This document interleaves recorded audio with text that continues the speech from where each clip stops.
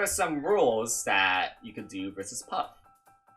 To play the matchup right, the very first thing that you gotta do is that you gotta learn how to pivot S smash.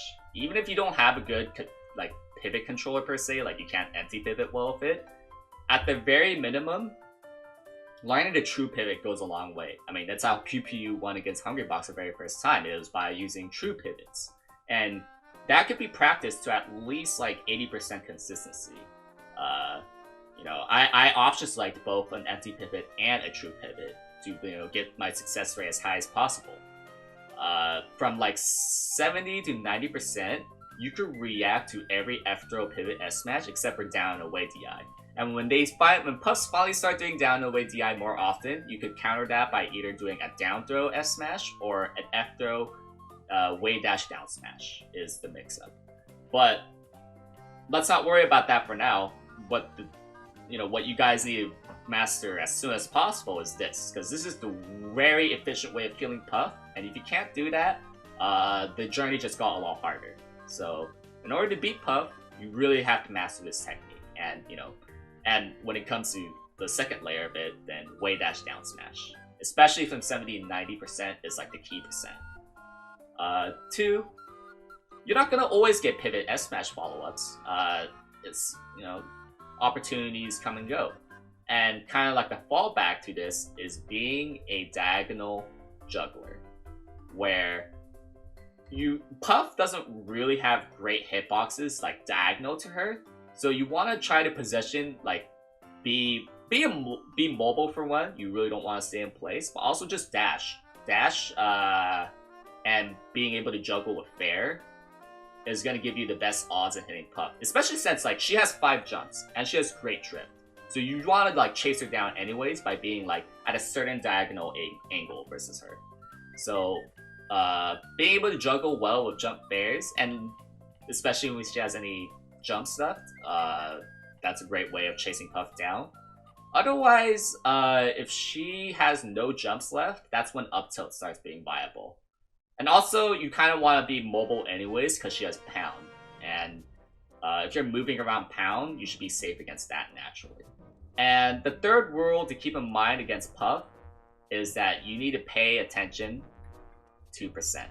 I was setting up Zane with lessons way before it was public. And the very first thing he told me is, are you paying attention to percent? Because if you're at low percent, Puff is very likely to pound. If you're like outside of 60%, Puff is very likely to look for knockdowns like a bear or a dash attack, especially dash attack. And you want to be afraid of the up air and grab, stuff like that. But essentially, the name of the game is percent, because if Puff dash attacks you at 20%, you could reversal Puff really easily off of it because you don't have enough hits done. So Puff, in their logical point of view, and like Puffs aren't going to go for pound at 90 because they won't get anything off of it.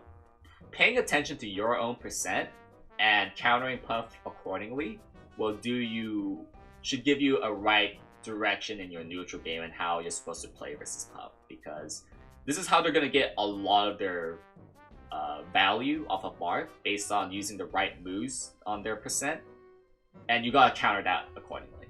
You don't want to let Puff get some stuff for free. Versus Falcon, there's these 3 rules that I think is really good to keep in mind. 1, this is really the matchup where if you can't edge guard efficiently, keyword efficiently, you're losing this matchup. How often have you fought against a Falcon, in Dreamland especially, where if he misses edge guard, he's at 200%, you have to win neutral 5 more times. And he's at 200%. That's the worst part, is that like you gotta win neutral several more times in a row in order to kill him, now that like you didn't edge guard it. And if you don't know your edge guard routes, you don't know what to do if he recovers high, you don't know what to do if he's recovering low, you're kind of just, it feels like you're working way too hard edge guarding Falcon. Chances are you're not doing it efficiently. You don't have like the good flowchart in mind in order to just kill Falcon. Chances are you're probably not using Dare well. You're probably not using the tipper hitbox of down tilt, and you just maybe don't know your flowchart. So that's the very first thing that you need to get good versus Falcon, is being able to edge guard efficiently. And same thing goes for Gimps, where if you can't, like, you know, down throw dare properly, you're definitely not winning this matchup. You know, I've seen Marths just overcomplicate edge guards versus Falcon, where if you just do this edge guard route, you have a lot easier of a time. So that's a very first thing that you need to do versus Falcon in order to even have a chance to win. The second rule is being able to tech chase well. Notice how I didn't necessarily say reaction tech chasing, because there are setups such as the Kodo chase, where you could S-smash the cover throughout for tech options. You could you know, do what Zane does, where sometimes he hard calls out a tech option with dare, or you could just do a conventional reaction tech chasing, which is easier to do versus Falcon. You could also up tilt his miss tech, but basically the name of the game here is that you want to, at the very minimum, be able to get a lot off your tech chases, whether it be through reactions, through reads. Doesn't really matter, just as long as you're doing it well, because Marth doesn't really have too much up throw stuff versus Falcon, so you gotta rely on tech chasing better. Falcon doesn't exactly have the greatest wake up frame data against any character, so you want to be able to abuse that versus him well. And if you can't do that, then that kind of really limits your punish options versus Falcon. And the third thing I would like to emphasize is that you need to move first, wall second. The whole point of moving in this matchup is that you contort your hurt box. Like, Marth goes from being a tall, lean guy to when he moves, he does a Naruto dash where his hurt box like gets cut in like half. He becomes a pancake, and he becomes a lot harder for hit to Falcon, because if Falcon nairs in place and you're standing still, the nair hits. But when you dash, Marth's hurt box shrinks so that nair can no longer hit. So that's a really good reason to just dash dance in a matchup for the sake of moving, because you're already avoiding moves from Falcon. And the reason why I say wall second is because Marth's nair is very, very good versus Falcon, against knee and stomp especially. Against nair, it's a little tricky. Besides, Falcon can like just dash dance grab you really well and like raptor boost you. How often does that happen where Falcon just raptor boosts the shit out of you and you just die? Whereas if Falcon raptor boost versus your dash dance, you could react with it with shield and be fine versus that move. I'd say you move first to kind of just avoid a lot of Falcon's moves to begin with, and you get a lot of information in that regard. And you wall whenever you think Falcon is going to hit you with like a knee or a stomp. But you want to consider moving first and walling second in this matchup. The last thing that I want to talk about is Peach. The very first rule that I would like to go over versus Peach is being able to ledge trap really, really well. That was ugly. But if you don't know how to oppressively ledge trap Peach, you're gonna give her a lot more chances than she deserves. Where if you can't grab regular get up, you can't turn around grab versus roll, you can't grab regular get up, and you can't F smash tournament winner, you can't up tilt tournament winner. You're giving Peach a lot more chances to reversal you, to get more chances. You don't want to give her that. Instead, space yourself right outside of the get up attack range, and everything else should fall into place, presuming that you're reacting and you know what you're looking out for. Sometimes you could go for a tipper read if you really want to kill her when she like regular gets up. 2, you want to do safe juggles.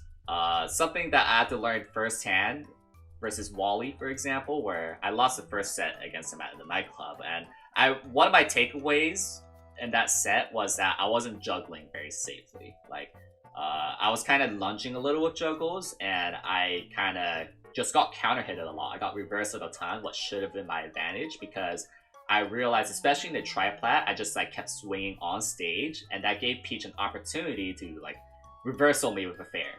When I realized that a safer way to juggle that I forgot about was to just drop through the platform aerial, so then there's no chance that I get reversal. So doing safe juggle tools like, you know, a falling aerial, like a falling up air or fair, will make it so that it's like a near 100% chance that you will not get reversal. Or just simply dash dancing. And like, you know, if the Peach is like falling towards the corner, that's fine for you.